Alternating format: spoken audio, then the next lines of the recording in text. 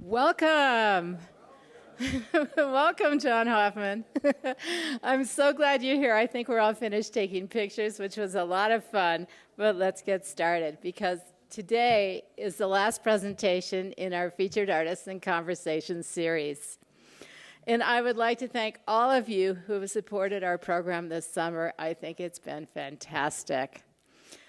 We've experienced some, yes, okay, I agree.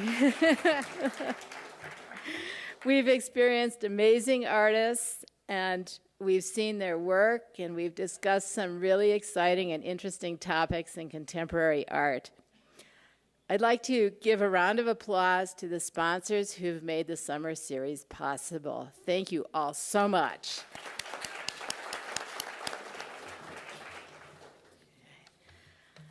And now I would like to introduce Barbara Berger. Barbara is an honorary trustee of Anderson Ranch. She has served as the chair of our recognition dinner live auction for many years, and she also served on our board of trustees for 13 years. She's been an advocate and a driving force behind our Featured Artists and Conversations series, bringing some of today's top artists to the ranch, including Marina Abramovich and Theaster Gates, and many more. Barbara has been involved in the art business since 1972, when she started her own advising firm, Confluence Incorporated. Her husband, Bruce, currently serves on our board of trustees, and together they are avid art collectors and very involved in the world of art and philanthropy. The Bergers personally own 2 works by McArthur, and I'm very jealous. And they've had the privilege of, as guests of Kavi Gupta, of getting to know McArthur and his beautiful family. Please welcome Barbara Berger.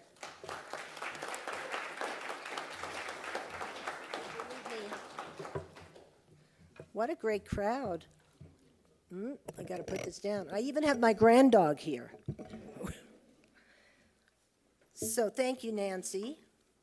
It's always an honor to be asked by Anderson Ranch to introduce any of their revered guests, but it is a double pleasure for me today to be able to introduce 2 guests who are friends of Bruce's and mine as well, McArthur Binion and Dennis Scholl, 2 strong leaders in the contemporary art world. I know I speak for the entire ranch community when I say how grateful we are that McArthur and Dennis have accepted our invitation to engage us in what I'm sure will be a very exciting dialogue. As the first African American to graduate from Cranbrook with an MFA, McArthur joined the New York contemporary art scene in the 1970s, which was a very dynamic time. It was during this period that McArthur first developed his extremely unique technique of collaging personal imagery and materials within layers of waxy textures. McArthur avoids brushes and paint, prefers oil stick and crayon. Deceptively simple and elegant and geometric from a distance, McArthur's work actually demands to be viewed up close. There is a clear focus and interest in what he calls the underconsciousness of painting, revealing embedded artifacts that disclose an important personal narrative. Bruce and I are very fortunate to live with 2 of McArthur's paintings, and I can only tell you that they speak to us deeply and differently each time we pass near them.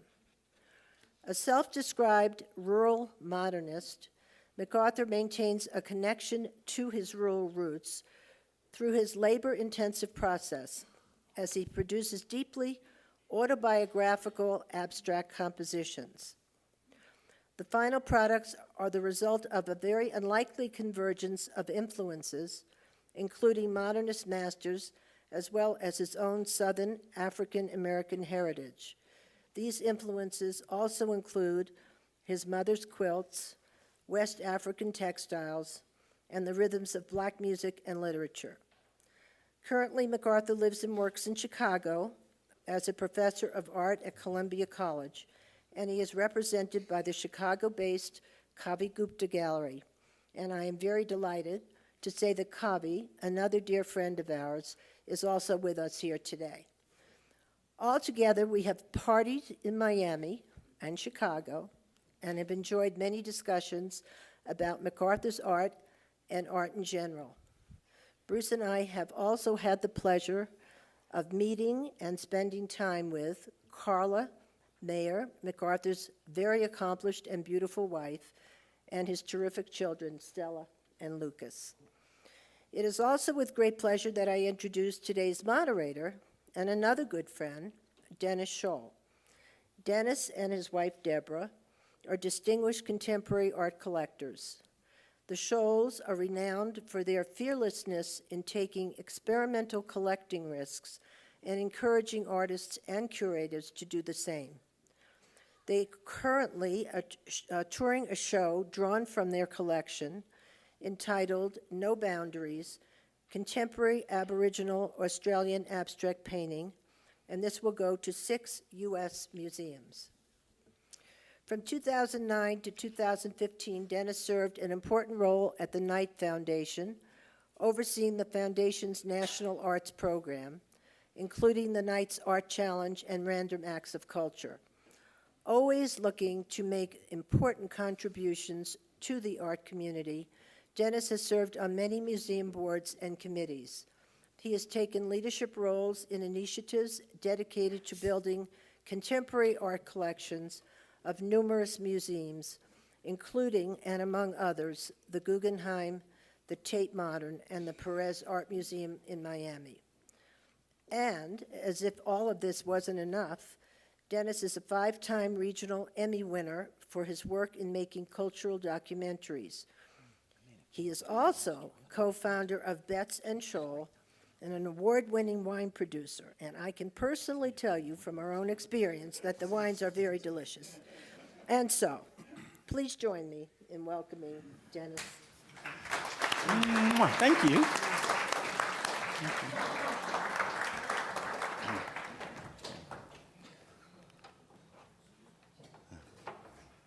I got to cross a bunch of stuff off my list now because Barbara told you some of the good stuff, so I'm a little concerned about that. That's funny. Barbara gave you her relationship to MacArthur. I'll just give you a quick vignette. I was at Art Basel, Miami Beach one day, and I don't really like art fairs for buying art. It's more for R&D. You go, you look, you find somebody, something, and then later on you follow up. Kavi's in the front row. He's paying like $100,000 to be at the fair. He's blanching right now, feeling bad about that. So I'm at the fair and I'm lurking around. I round the corner and there's this massive, amazing painting. I feel like I've been hit by lightning. And I look up because you don't know what gallery it is. You know, they all just kind of rub together after a while. And it says Kavi Gupta. I go, oh, thank God, I know that guy. He's cool. I can go talk to him. And I do, and I ask him who the painting is, and he tells me it's this gentleman, McArthur Binion. And I go back and I look at it, and I look at it, and I look at it. And I go back to Kavi and I say, okay, we got to come to Chicago. We got to do a studio visit. So literally just weeks later, Deborah and I show up in Chicago. Kavi takes us to McArthur's studio. It's freaking freezing. The snow is like this tall. And I walk in, and it smells like my childhood. It smells like the smell of Crayola crayons everywhere.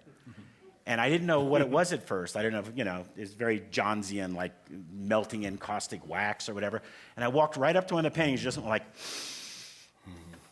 and then we got along really well for the next hour or two. So I'm completely and madly in love with what he does, how he does it, and just his journey. And so we're going to start today by spending just a couple minutes about his personal journey, and then we're going to switch to some pretty exciting slides because nobody's ever seen them before. So let's take it back to the beginning. From where? You were born in Mississippi? Yeah, yes, it's true. One of how many?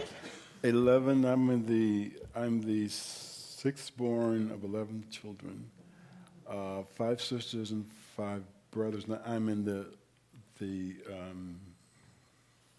middle child, and yeah, it was it's very funny. We moved from Mississippi. It was I believe January 1951. Following the Great Migration that many of us yes. have just learned about in the last few years. Yeah, my father came to Detroit a year earlier, raised the money to buy the house, and approximately 18 months later, like we came up. And how many people lived in that house? Oh no, there was a house that was called 8 Mile Road in Detroit, and it's very funny. It's like two families alike. My father and his brother married two sisters from a small town, Mississippi. And so what happened was that my father and my uncle, they came ahead a year in advance to raise the money down payment to the house, and like so my mother at that time of 51, there were 9 children that my mother had, and my auntie, like there were 18 people that moved up together, and we all lived in the same house on Monte Vista. It was like a 2-bedroom house with one bathroom. That's how we started. Yeah. Okay. And then somehow you found your way to Cranbrook, which is one of the great art academies in our country. Yeah. What was that like? You were the first African-American graduate with an MFA? Yeah, I mean, for me, it was like more, it wasn't like challenging to be the first one. It was like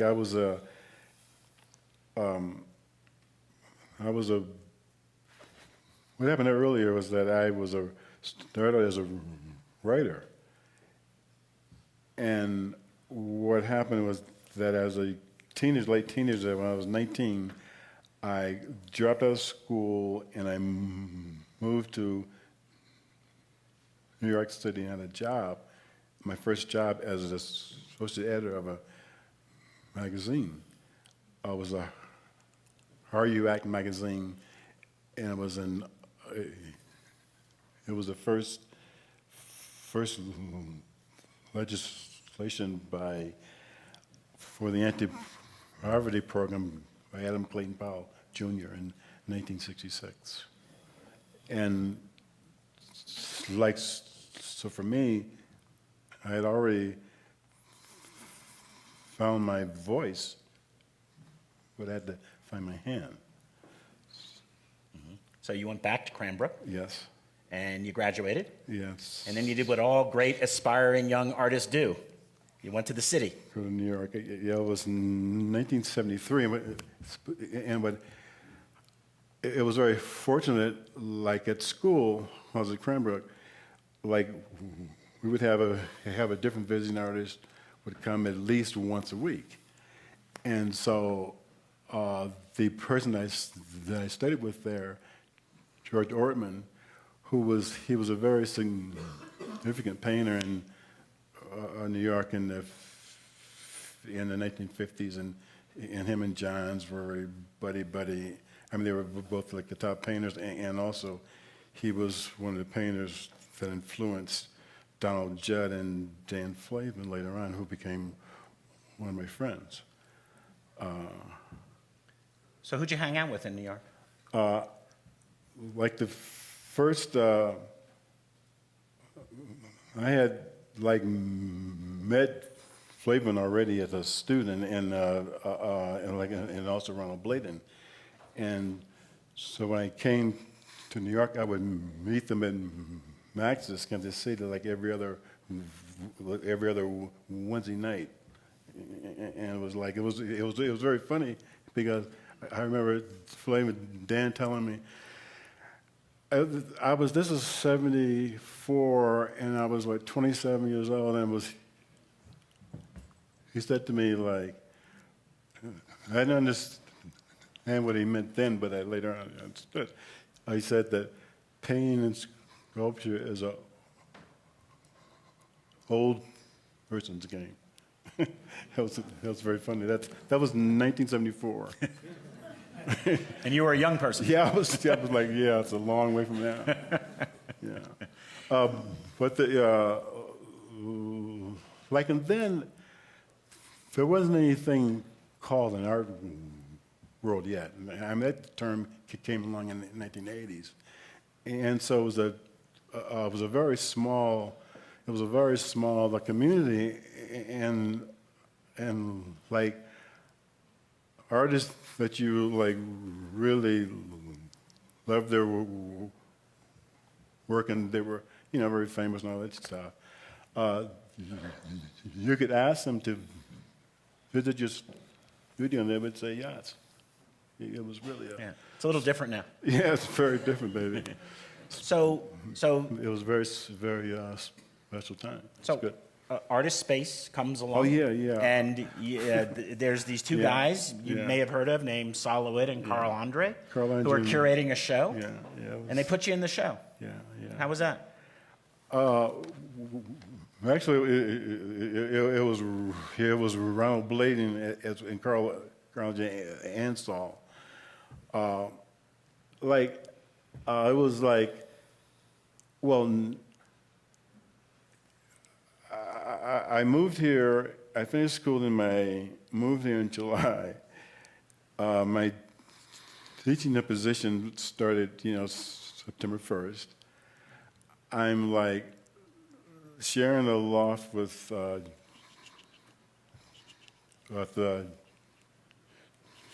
Judy Pfaff. Oh, Judy Pfaff, yeah. My friend, my close friend at the time. And I'm walking down the street and I run into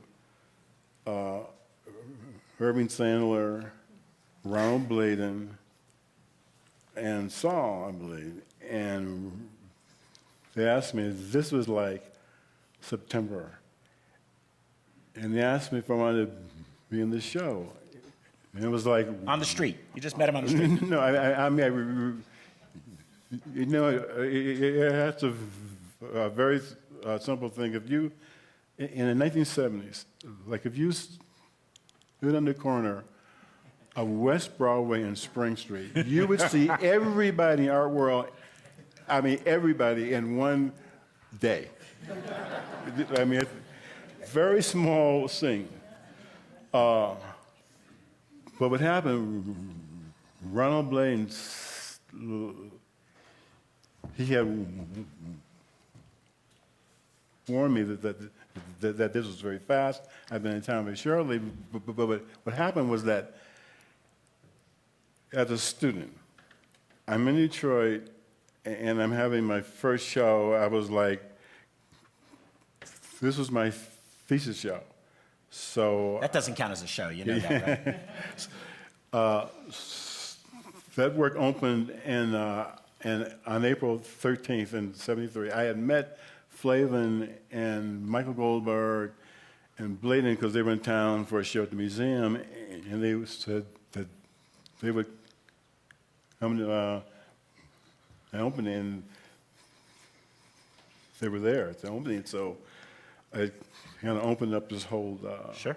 Yeah, So you get this show at Artist Space, and you're in New York for a while, but then you have to leave. Well,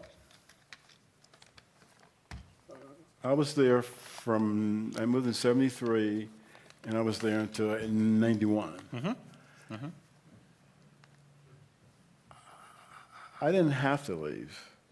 Like right now, there are dozens of New York painters that are living in rent control lost, and they're painting they're really serious painters, and they have no money. And How did you describe him to me this morning? I said to him, I said to Dennis earlier that a lot of my friends that were super hot in the '80s. And this is kind of funny. I hope it's funny. It was funny to me. I said a lot of my friends our friends are famous and absolutely broke. And I said, I never want to be famous and broke, please. None of that. So, So you go back, you go back to the Midwest, you go to Chicago, Yeah. and you take a teaching job. yeah. And you teach and you paint. The- and you teach and you yeah. paint. And you teach and you paint. Yeah, what happened, I was very fortunate to land up at this very small school at the time. I had never heard of it, called Columbia College of Chicago. And it was like, and there was a school there called the Art Institute of Chicago as well. And I had an option to go to either school.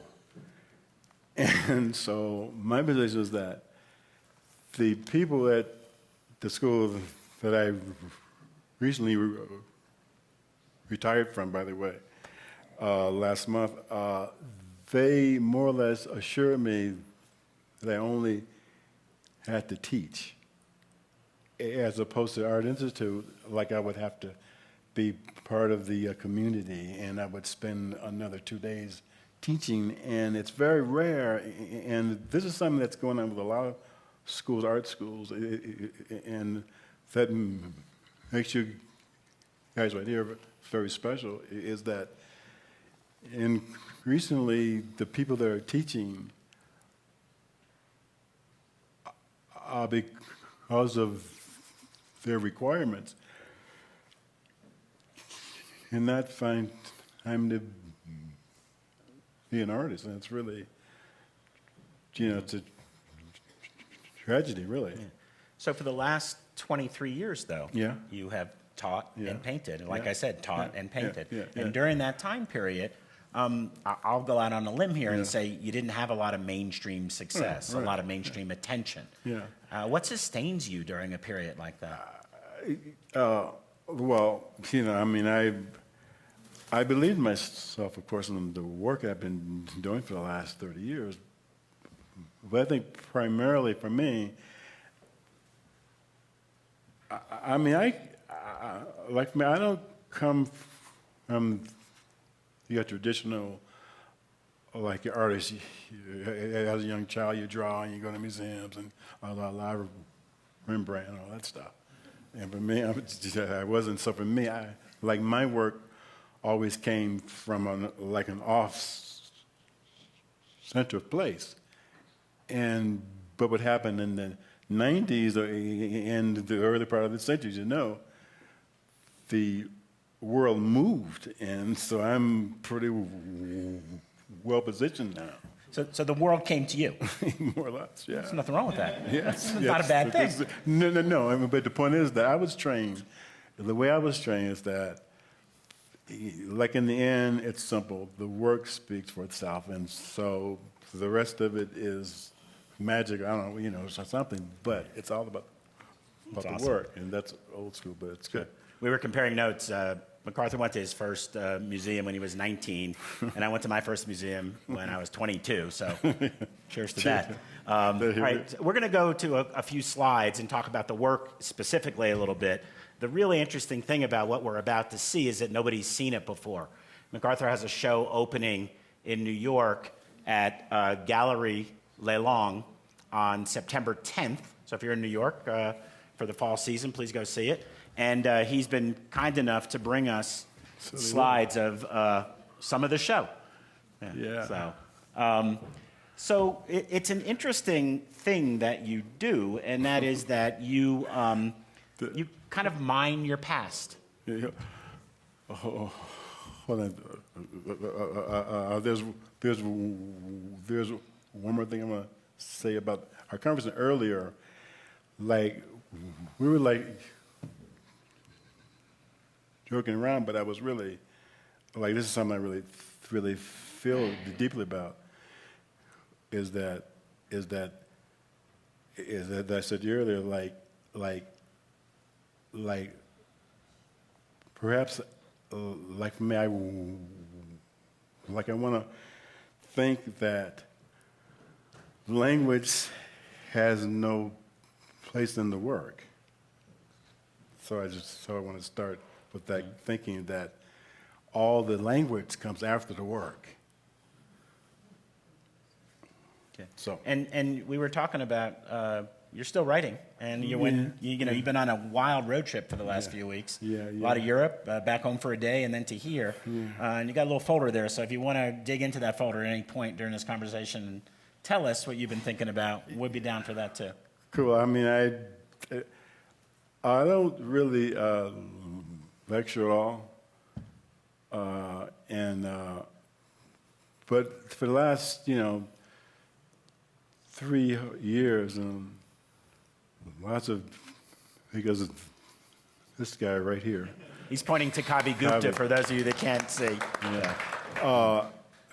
I've been 90+% focused on my practice, and thankfully I have a really good family as well. But I wrote something like it says, for Aspen, or I just like, for me, what I do, I work in the studio. I get in about between 7:30, and I have a little break in the middle, but I'm there all day to 7 to 5, whatever, like 7 days a week. And so along the way, I take breaks for water, because I drink a lot of water, and sometimes I'll write something down. But for me, I don't want to write. I don't write anything anymore, and I don't really listen to music while I work, because I'm trying to get everything coming out of me, as opposed to, I don't want anyone's intellect, Virginia's going in my brain, so I'm trying to it's not like I'm battling it off, but I'm trying to be because it's taken me a long, long time to be able to not confront who you are or anything like that, but to be doing purely autobiographical work, because to me it's the most difficult thing to do, because it's so emotionally close. Which comes to the work that I've developed in the last 2-3 years is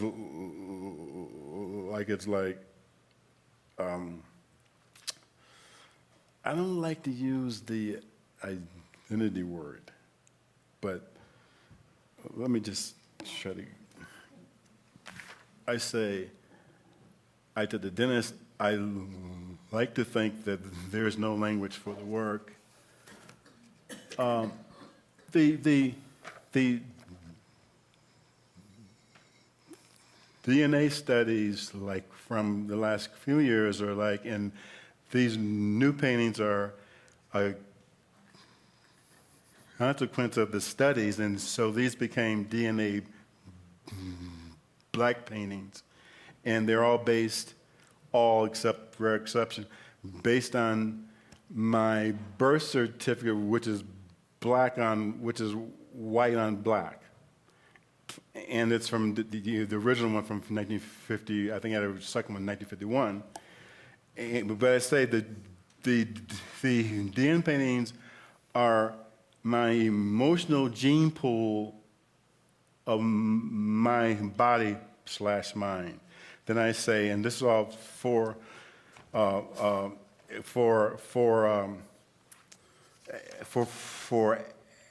Aspen, and I say, my work is a meditation on / of who I am as an image maker, painter. The autobiographicalness of it is a byproduct. The underconscious of the work motors my studio practice. There is no clarity without lyricism.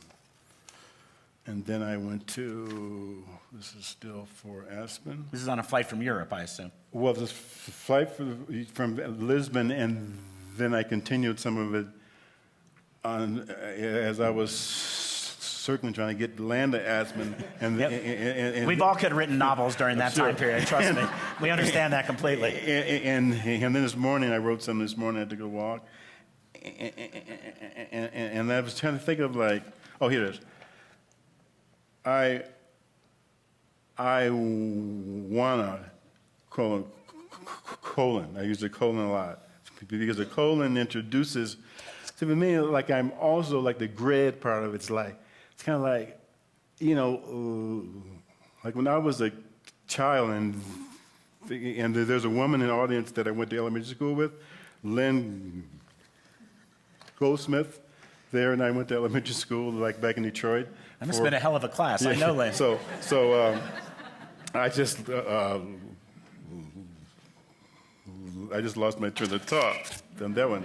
Well, you know what I'd like to talk about is Sure, this sure. for a second. Okay. Yeah. So if we go back for a second, that is one of the new paintings. Yeah. And this is a close-up of the new painting. Yeah. And there's some really cool people in there. So tell folks what that is, because this is the birth certificate. Go back to the other. do you want me to go the other way? Yeah, this is good. I don't want to fall off here. Yeah. Because I have very large feet. Stay right here. Hang out with me. Okay, Dennis. No, I mean, the point is that, like, for me, it's like when I moved to New York, I had this really good teaching position. Like I recall, like this is wild for us. Like my rent on West Broadway and Reed Street for the year was $1,700. For the year? For the year. I mean, it was a great space. You had a view of the Hudson River, big skylight, great place. $145 a month. And my salary as a young teacher, like Fred out of school, was $11,500. And so as a young artist, I was able to work at a really high level right away. And like the first week I was in town, like I was hired to teach by my old friend Joanna, who said Dart, yeah. Joanna put the dart in. So her friends, her boyfriend, who they're now married many years, was David Novrose, and David's very best friend was Bryce Martin, and then Robert Swain, and so my first week in town, that was my, It's a decent circle. Good people it to was a hang out nice with. start. Yeah. Bryce So, no, but I'm saying, but in '73, like you had eye to eye, you had the telephone, and you had the U.S. mail. So everybody I know is in my phone book. I mean, and everybody, my family and everybody I ever met. And so I had the same phone book, and that's just, and I started thinking about how to use it. Like it took me 15 years to figure out how to use it. Sure. And I'm thinking like, just use it. Right. In my blue painting at home, the big one I have at home, it's got Bryce Martin and his phone number. It's got Martin per year and his phone number.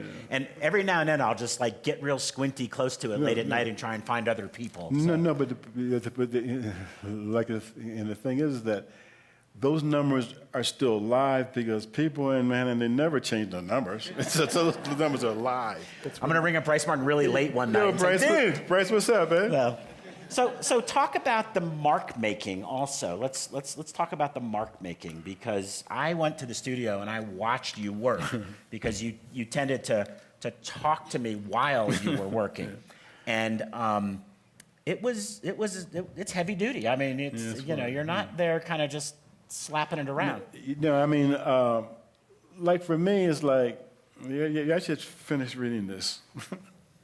I think because this I already like thought about this, and I should read it to you. I want to be. I'm talking about the pain. I want to be somewhere between feeling, emotion, and intellect in my practice. And then I want to show this. I'm not sure about this. Like I want to show the flip side of my intellect, not the dumb side necessarily. That could make it into Nancy's newsletter this week. I just want you to know that. So. That's good. And and like, and also it's like for me, I have so many things I want to say to you, but how much? I mean, like. Can we look at this painting for a second? Oh yeah, man. I mean, How you feeling about this painting? Be honest. Be I honest. gotta tell you, this one, I swear to you, I almost kept it because I think it's the. It's in my top few. For me, the goal was always and still is to try to make the most amazing painting you ever have made before. So you keep trying to make it the best painting you want to make. That's what keeps driving me. So then that's in and I believe me, I'm not the kind of person like, oh, I like my work and all that stuff. I'm not into that. I mean, I work hard at it. I mean, I want to be, considered a really good painter, but I'm not like I'm the dude. Nothing like that. You're kind of the dude right now, though. I mean, I'm a really good painter, but shit. So here we go again. So Yeah. how many? What's the oil stick work here? Do you go one on top of the other on top of the other? I'm not telling you. Okay, fair enough. Fair enough. No. All right, let me go back to the more esoteric questions. No. But Dennis, I know that I think one thing, and I'm not sure how I feel about this philosophically and all that nonsense. It's not nonsense, but is that and the people that are close to me know that no assistant has ever put paint on my paintings. That's I just want to say that. So from so for me, I mean every image, movement, stroke is as filled with as much emotion as I can have, and I think I have a lot. Yeah. I want to talk about one other thing about the backdrop. So we talked a little bit about your birth certificate. We talked about your phone book. But there are also pictures of you. There are, I have to say, lynching pictures. There are some very unflattering graphics from racist European products. Can you talk a little bit about that and how that works its way into the work and what sustenance you're drawing from working on that? You know what? It's like 15 years ago, what happened was that it was my first time having an opportunity to work outside the United States for a long period of time, and so I selected Lisbon because of their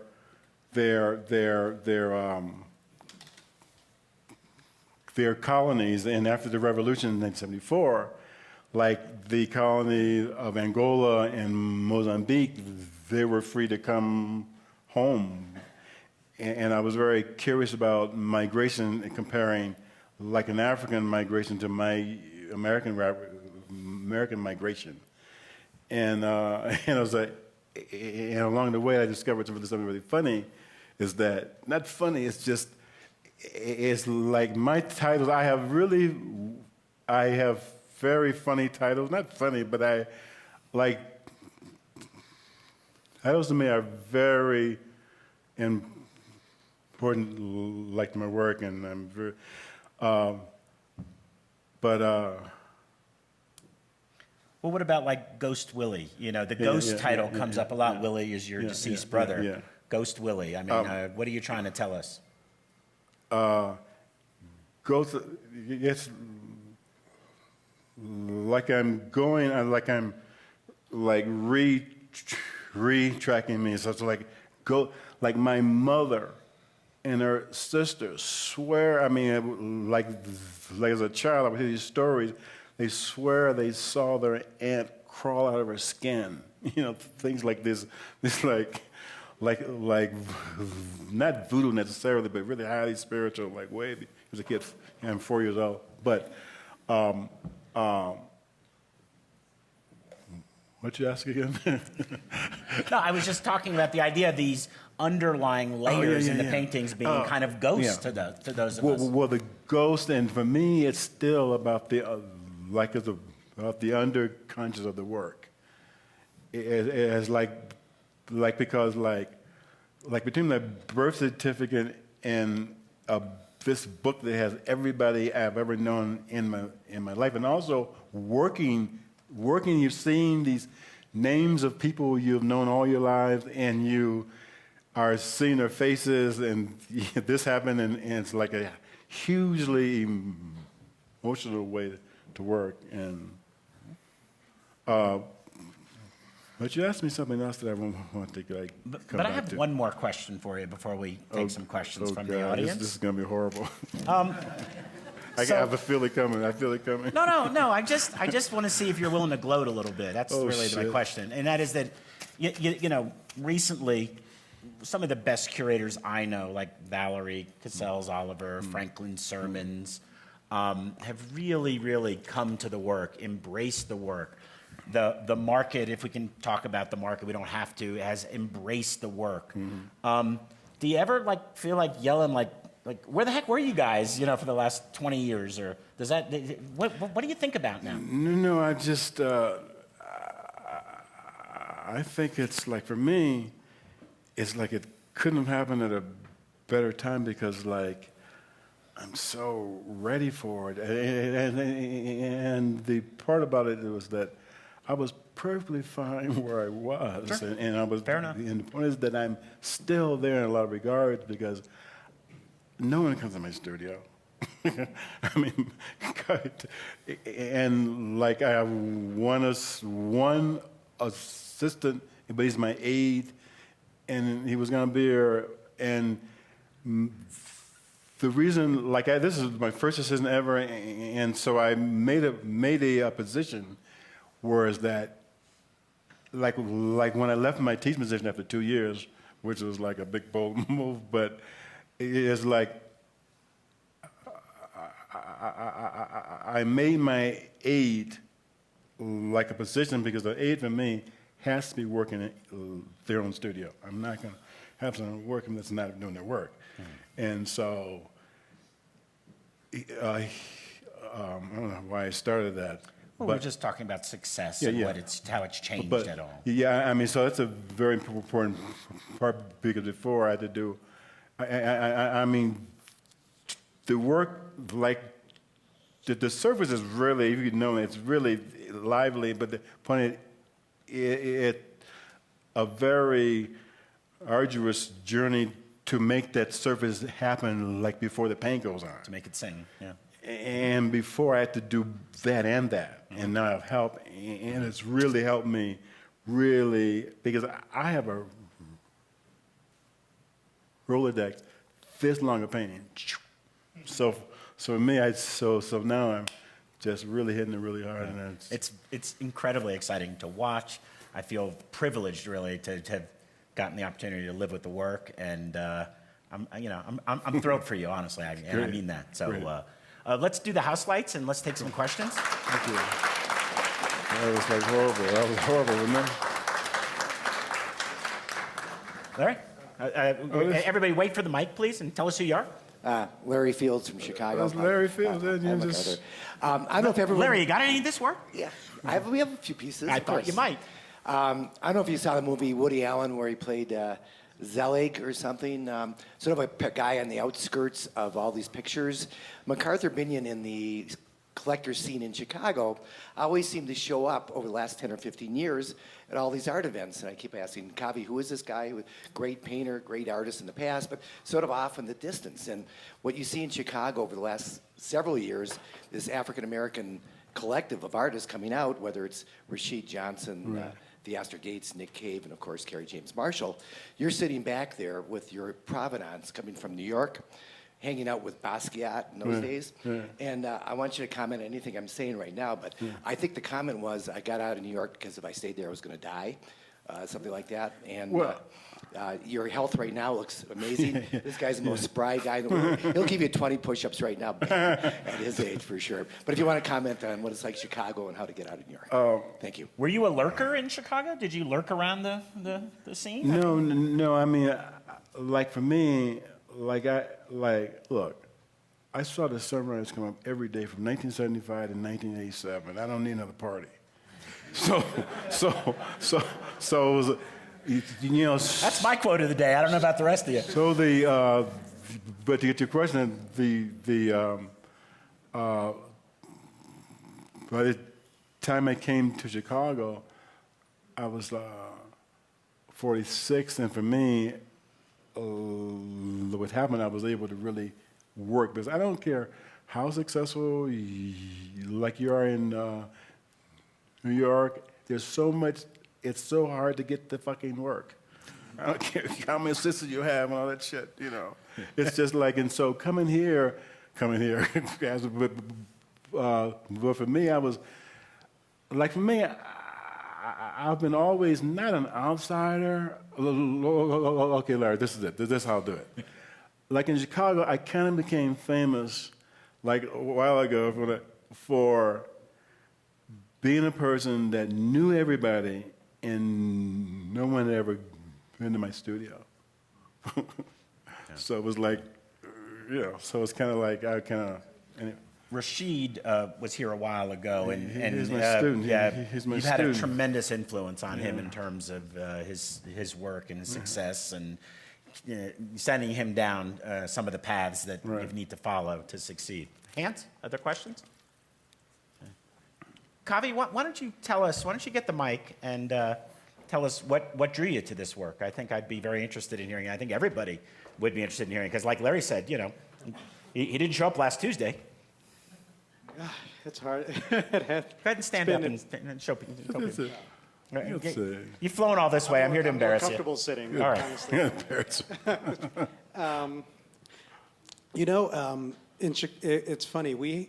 I wound up having a lot of interns and gallery assistants who were McArthur students, and they were your biggest fans. They revered you, and your catalogs the little books kept showing up on my desk, and and they were such a big champion of yours, and eventually, I think, I ran into Franklin was doing research on his show. He was looking at your work. Valerie had done the show, and a lot of little things came together. You walked into the gallery, and I was like, we got to get to your studio. It took me a year to get to your studio because you wouldn't let anybody in. but No, when I got there, true. it was, I think I actually told Larry the week after. I remember calling you. It was like a revelation. It was, you had all your crates from the 70s that you hadn't opened, straight from Artist Space. These big panel works on aluminum.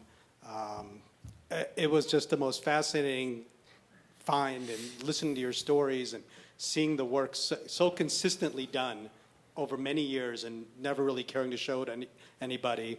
And I remember I called. I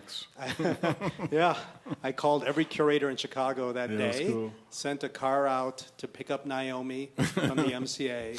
Said, "You just have to see this. You're not going to believe." Yeah. What I found. That's exactly what I did when I went back to Miami. We have a lot of friends who say, if you ever find anything interesting, let us know. I always find something interesting. They never say yes. But I came home and I said, look, this is the one. This is the moment. This happens to me once every 2 or 3 years. And I think we wound up placing, a dozen or 13 works with our friends. It was just the works from the 70s. Did you pay for that? You okay?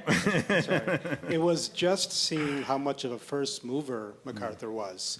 How, ahead, and that's, it's probably typical of a lot of artists that were marginalized, but how you played with specific media before, let's say, a lot of recognized artists of your time. Yeah.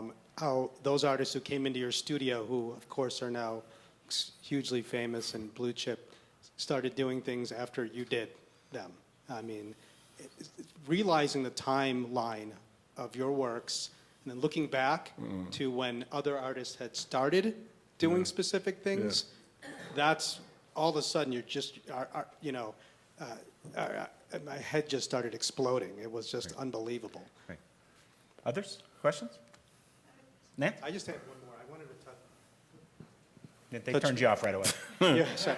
You were talking about the photos that he uses, and you've got this small library of photo images that you use in your pieces. Right. And I'm just curious, some of them are really personal. You've used them over and over. I'd just like to hear a little bit more about that. You've never really told the story of those? I don't know. It's like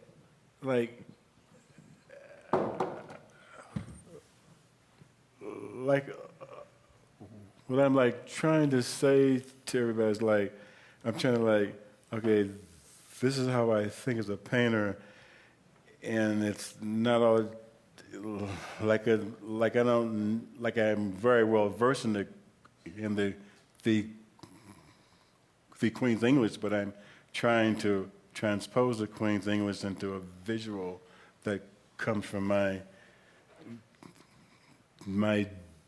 DNA, and so I'm trying to use things that I haven't figured out so easily.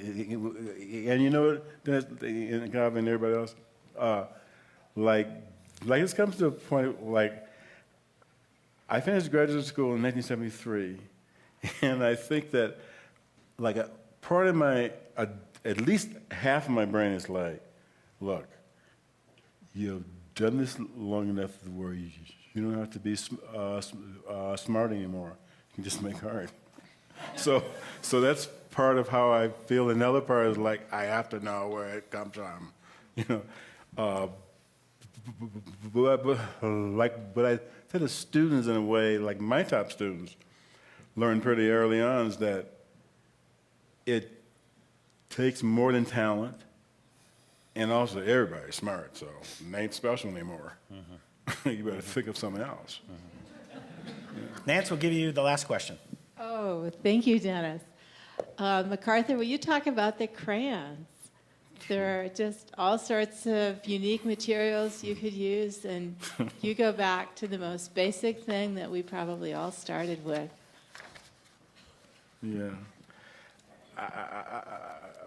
Like I have something written just about this. I'm gonna like try to make it up. I wrote about this just this past week. No, but you know, for me, like I feel like that I made myself up, and so I couldn't use the same thing that, you know,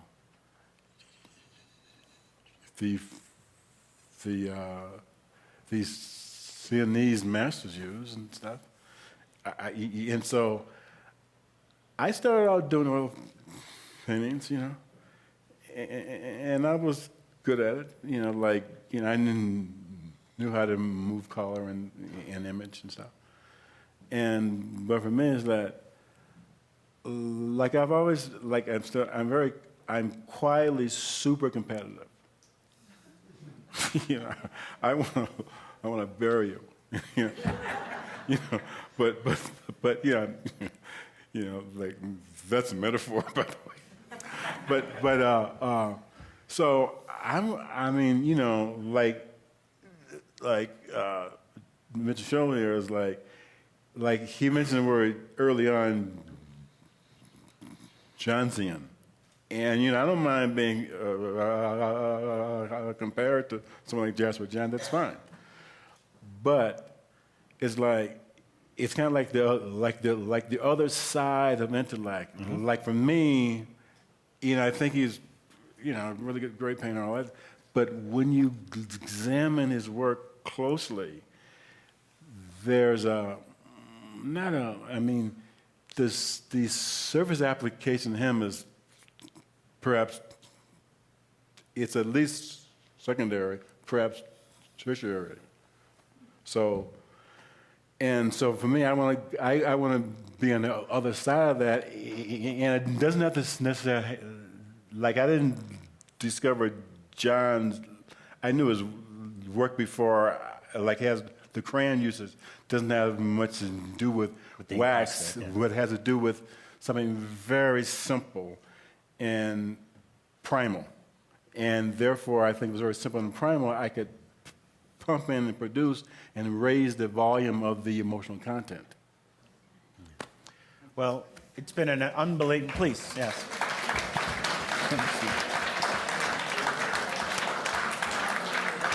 How'd they do? Is it okay? It's been an unbelievable summer, and I can't think of a better way to close than with an artist who just gets in there and does it. So thanks, buddy. Appreciate it. Thank you,